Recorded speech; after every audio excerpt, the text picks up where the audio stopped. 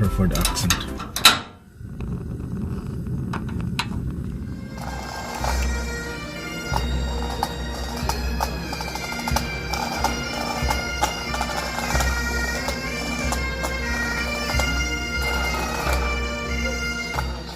This special celebration and flag raising ceremony. And so to commence, please put your hands together and welcome our first citizen, His Worship, the Mayor of Waterford City and County, Councillor John O'Leary.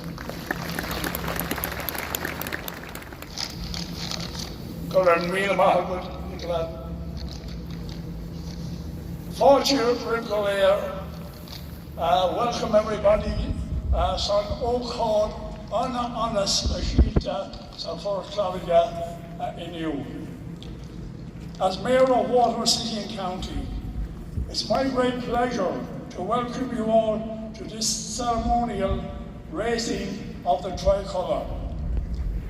This special ceremony honours and remembers the 175th anniversary of the first flying of the Irish Tricolour by Thomas Francis Maher at 33 the Mall, Waterford, on the 7th of March 1848. The flag was flown by Thomas Francis Maher is now our national flag, which flies proudly throughout the length and breadth of this land and is the principal international symbol of the Irish state. It is my great honour indeed to welcome on Taoiseach Mr. Leo Varadkar TD to Waterford to participate in the celebration, and we thank him for his presence here this morning.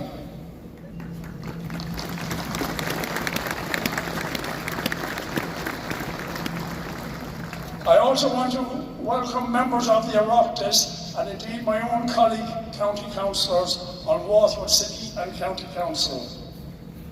I also want to welcome the ambassadors of Australia, Belgium.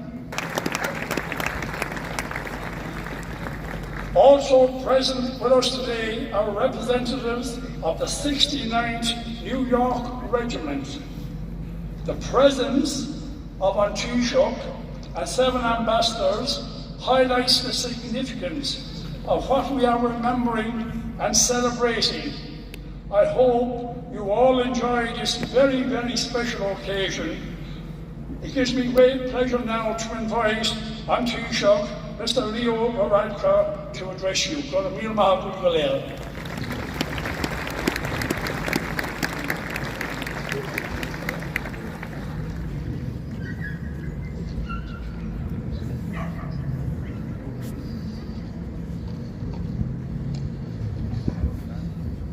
Morning everyone. Mayor of Waterford, ambassadors, distinguished guests, ladies and gentlemen. It's a singular honour to take part today in the commemorative flag raising ceremony and to be gathered here to pay tribute to a Waterford-born patriot, Thomas Francis Maher, who raised the Irish tricolour from 33 the Mall for the first time on the 7th of March 1848. My special thanks to Anne and Eugene and all of the members of the committee for the invitation to be here today. This weekend's programme of events is testament to the committee's dedication and commitment to promoting respect, honour and pride in the national flag. It's also an opportunity to raise awareness of the rich history and heritage of Ireland's oldest city and to honour the members of our Defence Forces. Oxmid Hadka, the Caelan Shaw, we've lost Charles Batchick, a Virgin of Waterford Crystal, Curtin and Crystal Shaw will Kyle ar Fudden down air, August a Curran Dini ex Sween of Cahar Fort Lariga, who have to doing. Bader Gormodina, a Quivnoi Thomas Francis Maher, who are Lufui, Port Lariga Leo, August Bader Gormo Olish, a Vean Arishan, Jevon ar Fudden down. Born 2 centuries ago this year, Thomas Francis Maher was a truly remarkable man and an Irish patriot who led an extraordinary life. Although defeated in the Young Ireland Rebellion of 1848 and exiled to Australia thereafter, his spirit was never dampened. 3 years later, he fled Australia and headed to America, where he'd eventually become an American citizen, lead the fighting 69th New York Regiment in the American Civil War, and later served as governor of Montana. He certainly left an indelible mark on Waterford, on Ireland and the world. But what's arguably his most enduring achievement was his introduction of our flag, the tricolour, in 1848. It was inspired by the French Revolution and other revolutions taking place across Europe at the time. He returned to Ireland from Paris with a powerful symbol of unity and peace in the form of a banner, white, orange and green.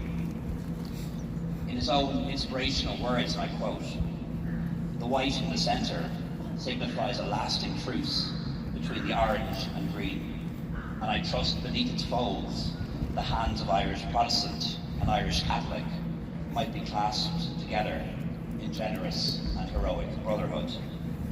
And today our flag remains a symbol of hope, of a shared future and a shared island for everyone who calls Ireland home. After its initial hosting here at the Mall, the tricolour would not come to prominence again until the 20th century. It gradually came to the fore in the years leading up to the Easter Rising, and was of course flown from the GPO on Easter Monday, 1916. It was adopted as our national flag when the Irish Free State was established in 1922, and then enshrined in our Constitution following a referendum in 1937. The tricolour, our national flag, is truly integral to our national identity, but it started here in the city of Waterford. It espouses ideals of peace, inclusion and unity, ideals which are so important in determining how we view and relate to one another on our island, in Europe and on the international stage. And the three flags raised here today represent the United States of America and France, our oldest allies, and of course Ireland. Three great republics who drew on the themes of liberty, equality, freedom, fraternity, and whose revolutionary histories influenced each other deeply, and who continue to champion these ideals and support one another today.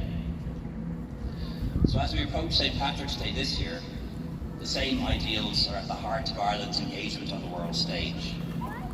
We celebrate this year 100 years since Ireland joined the League of Nations and took our place among the nations of the world. 50 years since we joined what was then the European Economic Community, now the European Union, which ushered in dramatic economic and social change in Ireland for the better. And we also mark this year the 25th anniversary of the Good Friday Agreement, which brought peace to Ireland, power sharing to Northern Ireland, and a new and much better relationship with the United Kingdom. During my visit to Washington, D.C. later this month, I'll use the opportunity to acknowledge the role played by the United States in achieving that peace and protecting the Good Friday Agreement ever since. Their unwavering commitment and friendship is immeasurable. So I'd like to finish with the final quote from Waterford's great son, Thomas Francis Meagher. "A national flag is the most sacred thing a nation can possess, and he bestowed on our country this sacred thing. As a state, we revere the tricolour, but let's never lose sight of Thomas Francis Meagher, the vision of a Waterford man all that time ago, who had a vision and a symbol of a shared future for our island. And these are the ideals that must be cherished and championed and upheld here at home and also abroad." Gurbiel Mahagifka there.